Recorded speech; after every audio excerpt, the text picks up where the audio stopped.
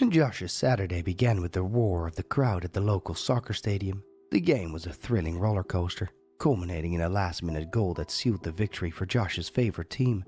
The excitement carried him and his friends to a nearby bar, where the celebration continued into the night. Laughter filled the air, glasses clinked, and stories of past games were embellished and retold. It was the kind of night that promised no end, each moment seamlessly blending into the next, until the party finally spilled into the streets in the early hours. The streets were deserted as Josh made his way home.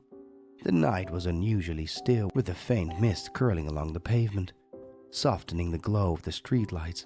That's when he saw her, a figure slight and trembling, standing right in the path of his car. He slammed on the brakes, heart pounding as the headlight illuminated her tear-streaked face. She was young, probably in her early 20s, with an air of desperation that clutched instantly at his instincts to help. She introduced herself as Emily, barely getting the words out through her sobs. Something about her pulled at him, and despite a flicker of caution, he unlocked the passenger door. As they drove, Emily seemed to shrink against the window, her eyes darting nervously in the mirrors, as if expecting to see someone following them. She thanked Josh, her voice a whisper. She began to share bits of her story. She spoke of her roommate, how things had gotten weird, turning dangerous. Her words were rushed, but fear palpable.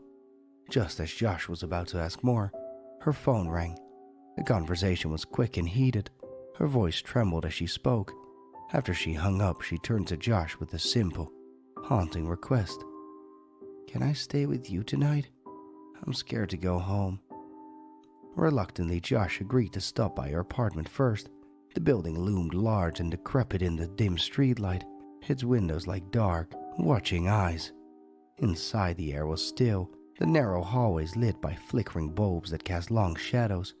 Emily's apartment was at the end of the dingy corridor. She hesitated at the door, her keys shaking in her hand. When they entered, the apartment was a mess, signs of a struggle evident. Her roommate, a gaunt figure with jittery movements, appeared from the shadows. His eyes were wild, his speech slurred as he shifted between coherence and rambling in a foreign language.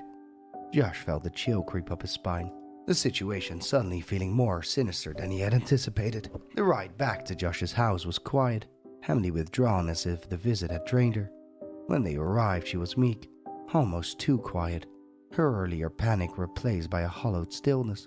Josh showed her to the guest room, trying to make her feel at ease, but the atmosphere had shifted.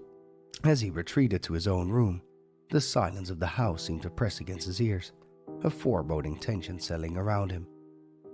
Throughout the night, Josh was haunted by doubts.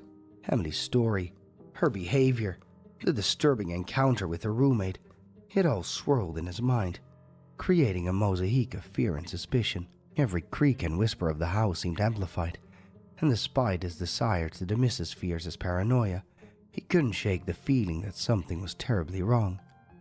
It was in the deepest hours of the night that Josh awoke to whispers.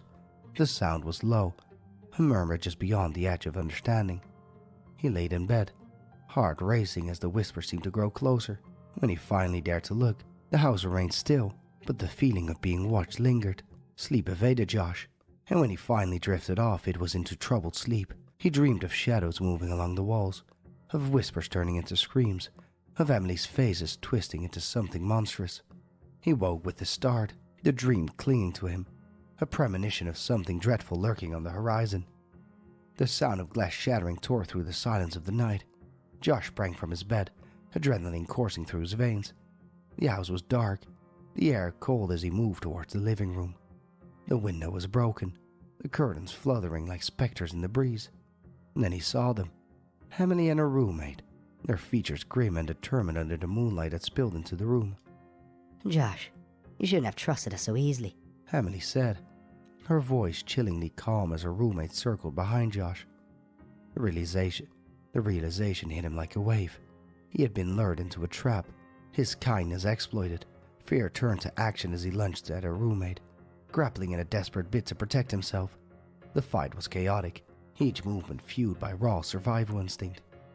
The room was in disarray, signs of struggle evident in the overturned furniture and broken items. Josh sat on the floor, catching his breaths, the adrenaline slowly ebbing as the police sirens grew louder. Outside, Emily had escaped in the chaos.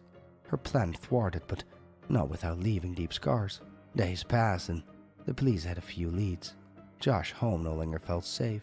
It was a constant reminder of that night. The shadows seemed to linger longer, and every noise reminded him of that fateful encounter. He was left with a haunting question that echoed through the empty halls. Was it really over? Or had the nightmare just begun?